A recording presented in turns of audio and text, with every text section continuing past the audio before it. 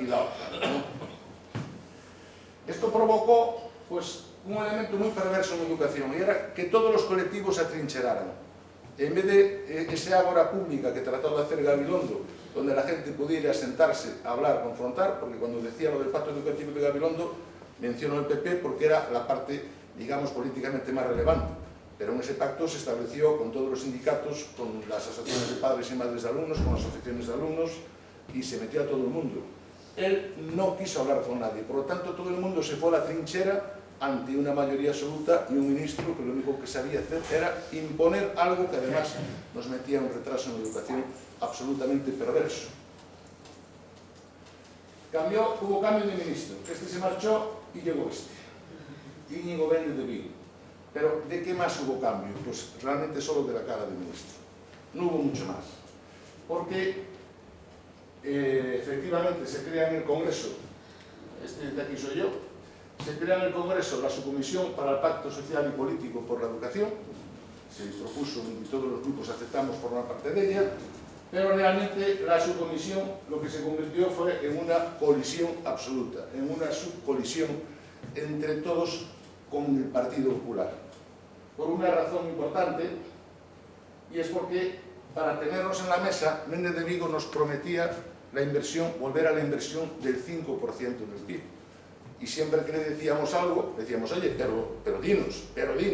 Y mientras tanto, bueno, ir juntándose en la comisión con colectivos, tener reuniones, que esto está comprometido.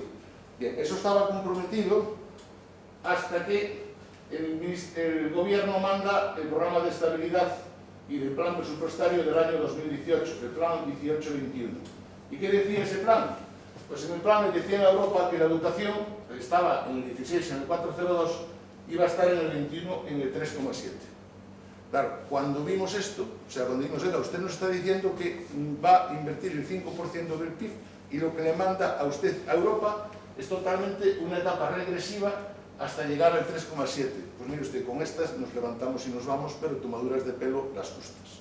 Esa fue la causa real porque el Partido Socialista, aun con muchas críticas e incluso con ciertas diferencias de opiniones, si debíamos haber quedado sentados o no, nos salimos de esa subcomisión porque realmente lo que era una tomadura de pelo que no venía a ningún cuento.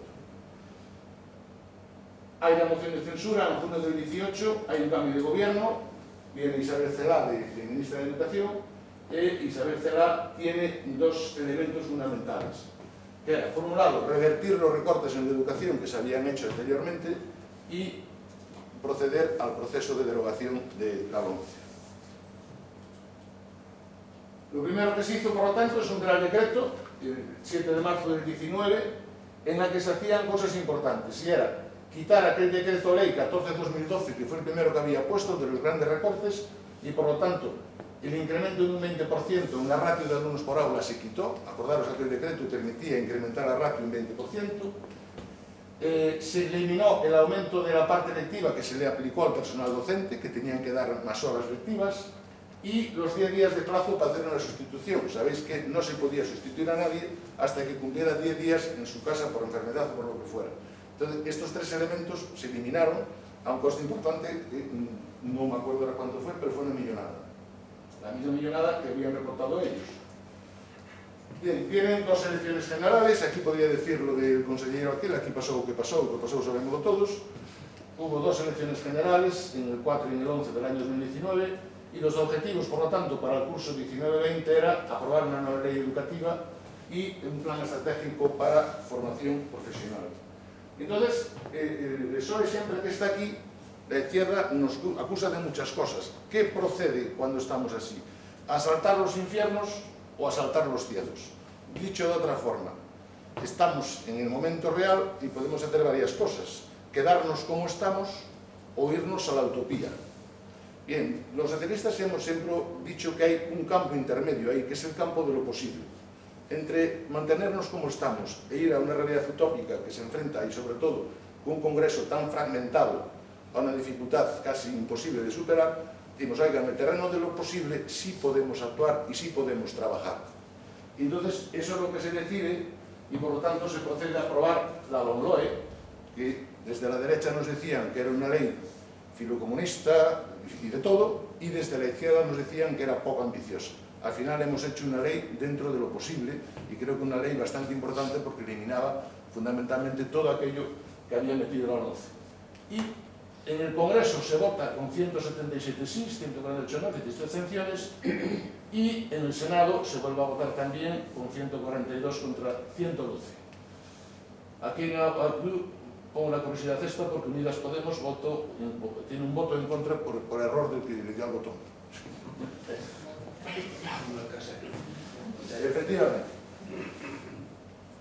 Y esto lo pongo porque el Partido Popular es muy dado a decir que todas las leyes educativas de este país han sido leyes socialistas. Y eso es una asquerosa mentira. Porque lo que quieren decir es que los socialistas hemos impuesto nuestras leyes educativas. Y es absolutamente falso. Lo contrario sí que es verdad. La LOMCE solo lo aprueba el PP.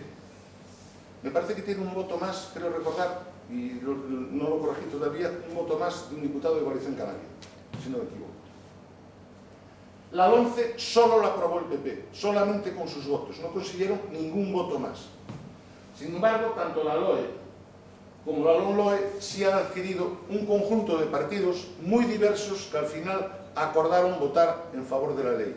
Y aquí incluso la LOE sería mayor con la participación en aquel momento de CiU, si no fuera porque CiU no aceptó que se pusiera un concejal en los consejos escolares. Fue la razón porque al final no votaron que sí, con lo cual aquí aumentaríamos la base.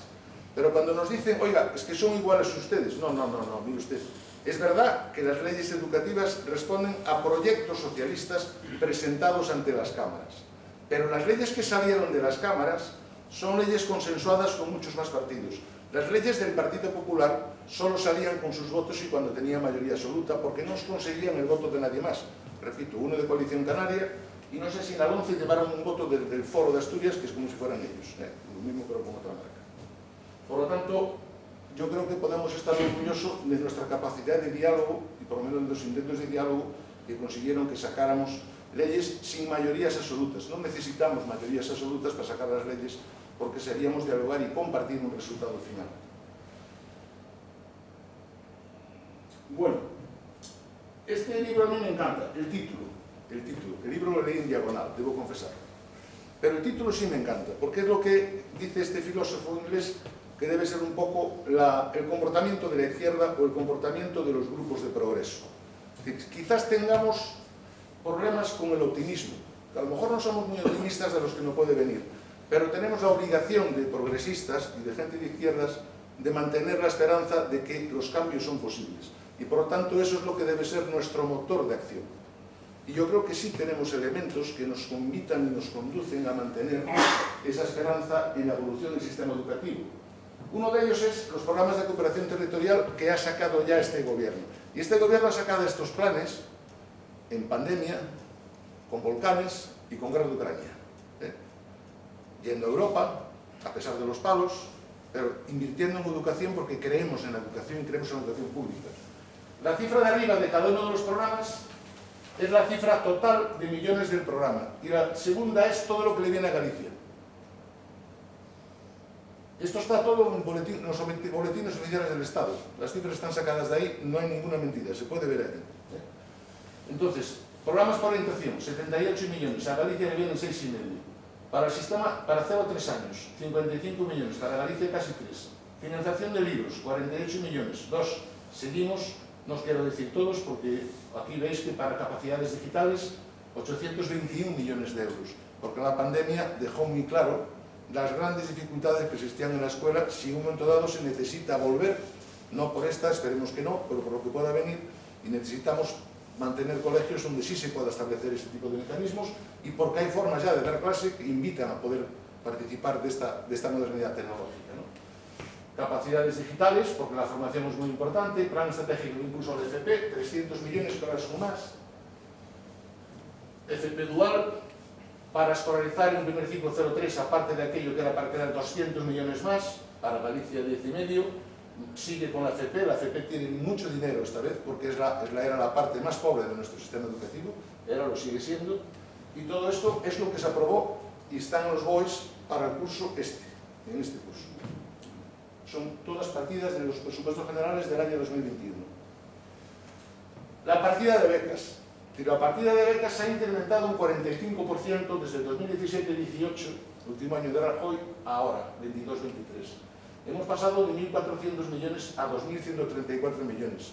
Se amplió el umbral 1 para que más gente tuviera derecho a la beca y se han habilitado las partidas para hacerlo, porque era absolutamente necesario en el plan de Pedro de que nadie quede atrás.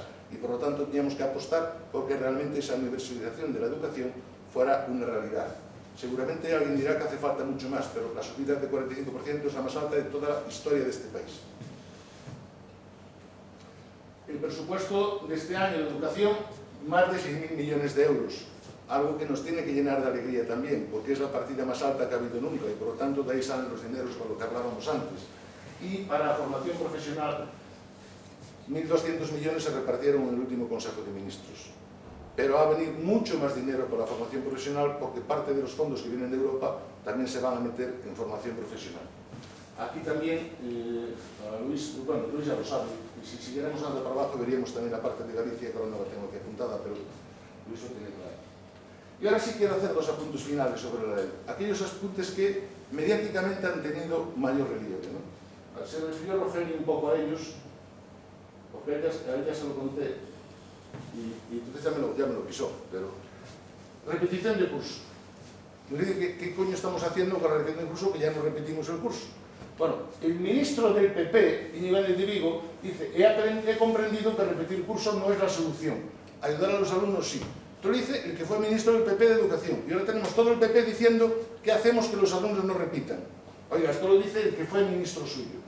Lucas Gortaza es asesor del Banco Mundial y de la OCDE en materia educativa, un experto.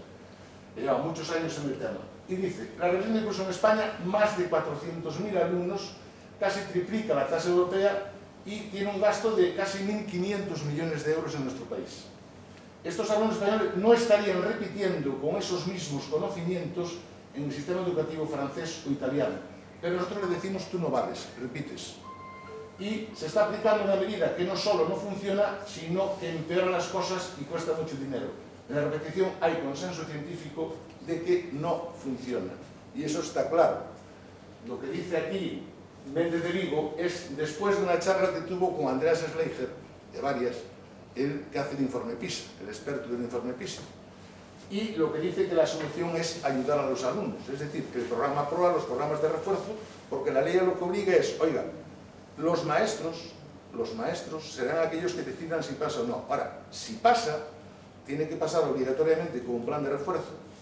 Si pasa, tiene que ser un alumno que haya venido a clase todos los días, no un tipo que tenga absentismo escolar, y condiciones para que, si pasa, sea de determinada manera. Es decir, apoyándolo como se hace en otros países donde la repetición es siempre el último, la última ratio y no necesariamente la primera. Y la otra es la evolución. Bueno, yo tengo en el blog este artículo de confianza en los docentes porque, digo, no sé si quieren volver al sistema 127.3, Vox por supuesto que sí, le gusta la educación elitista, le gustaría que de 100 solo 3 pasaran a la universidad, los suyos por supuesto, pero yo a los maestros y a los del PP le pongo este ejemplo, para cuando dicen lo de la evaluación que ahora regalamos títulos. Yo estoy en tercero de la ESO, profesor, y tengo un alumno que saca siempre medias de notable en todas las evaluaciones, un chaval de los que van bien. Segundo trimestre, Semana Santa, vacaciones en la nieve, rompe una pierna y rompe no sé cuántas cosas más, imposibilitado para ir a la escuela. Imposibilitado también porque tiene un golpe en la cabeza de que se le pueda ir a apoyar en casa. Y por tanto el chaval, que bastante tiene con lo que tiene, pues se queda en casa y pierde ese trimestre. Bueno, llega junio y se presenta, pero no hay manera de que apruebe el tercer trimestre, no hay manera. Bien, entonces podemos usar dos modelos. El modelo que era cuando yo ejercía, porque llevo algún tiempo como sin ejercer, cuando yo ejercía, que puedo hacer dos cosas. Y eso lo vivimos todos, muchos de los que estamos aquí seguramente en la escuela. Y era, lo suspendo, y a este chaval que siempre tuvo una marcha bien, y que yo sé que además puede recuperar ese retraso, le fastidio la vida, o me salto la ley, y entre los maestros del cálculo le decimos, ¿cómo coño vamos a suspenderlo? ¿Le vamos a dar todos un 5 o un 7? Que es lo que se hacía en muchos casos. Pero en este segundo caso estamos pervirtiendo la ley. La ley no me reconoce capacidad para evaluar y decir que este alumno debe pasar. ¿Qué es lo que dice ahora mismo la ley? Oiga, yo me fío de la profesional de los docentes, esto no debe decidirlo un solo maestro, ustedes se juntan en el grupo de docentes que están con ese chaval y deciden si este chaval debe pasar o no, y de qué manera y con qué plan de refuerzo. Eso es lo que dice esta ley. Yo siempre cuento un caso porque este lo viví personalmente. Una señora, octavo de GB, no quiero decir el sitio, pero era una provincia de Pontevedra, en el rural. Viene allí y tenía una suspensa. En concreto era lengua castellana. Y la tenía suspensa. Y además la tenía suspensa, según la profesora, con un 3. La señora viene a llorar y dice que tiene posibilidades de que su hija entre a trabajar en el Corte Inglés de Vigo. Por lo tanto, era de una zona de enfrente. En el Corte Inglés de Vigo. Pero le exigen el graduado escolar, con lo cual tenía que aprobarse de esa asignatura. Y la maestra dice que no, que la suya era una asignatura tremendamente importante y que esa alumna no aprobaba y por lo tanto no lleva el grado escolar. Y esa niña le decía a su madre, es que si no me va allí, yo la tengo que poner a fregar escaleras. Bueno, con la nueva ley, cuando menos tendría que haber un equipo docente que dictaminara en su conjunto si esa niña debía aprobar o no aprobar. Y lo siento mucho, pero la ley lo que nos dice es que los docentes somos lo suficientemente responsables como para decidir lo que se debe hacer en cada caso. Y cuando yo veo que alguien dice que quiere que una ley le diga si un alumno debe pasar o no, le digo que es un mal profesional. Porque no puede ser esto. Los docentes tenemos que tener capacidad suficiente para tomar una decisión de si un alumno debe o no debe pasar y si pasa, de qué manera debe pasar. Y en todo caso, insistir en que debe ser la última razón, porque eso lo hemos comprobado casi todos, que la repetición de cursos no funciona. Porque repetir lo mismo significa obtener el mismo resultado. Bueno, pues yo creo que no os doy más el coñazo y con esto de un bizcocho, gracias a todos por estar aquí.